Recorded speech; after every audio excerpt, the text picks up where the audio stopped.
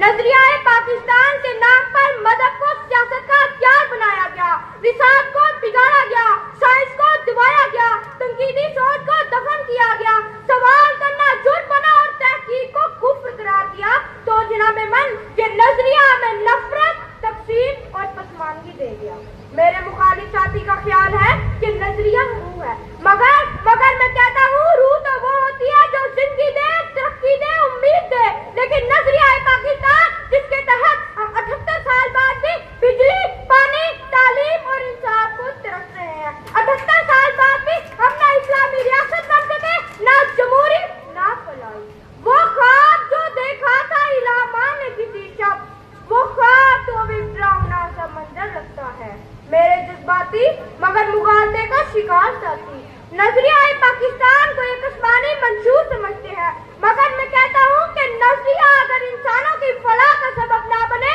تو وہ صرف الفاظ کا قبرستان ہے۔ نظریہ پاکستان کہتا ہے کہ مسلمان ایک الگ قوم ہے، تو کیا پاکستان میں بسنے والے ہندو، مسیح، سکھ انسان نہیں؟ ترقی تو تب آتی ہے جب سب کو برابر سمجھا جائے۔ جناب والا ترقی تو تب ہوتی جب یہ وطن مسلمانوں کا نہیں انسانوں کا ہوتا۔ تو بتائیں کہ آج کا پاکستان قائد اعظم کا خواب ہے یا فرقہ واریت اور برداشت اور انتہا پسندی کا گھر؟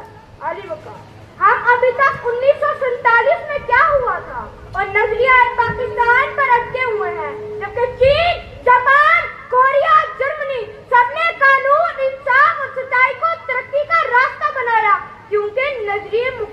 مقدس ہو جاتے ہیں۔ آج کی قومی ریاستیں تعلیم، سائنس، معیشت اور جدت کو بنیاد بناتی ہیں، نظریے کو نہیں، کیونکہ نظریہ پاکستان جس کی آڑ میں تاریخ مس کی جاتی ہے، سوچ پر پابندی لگائی جاتی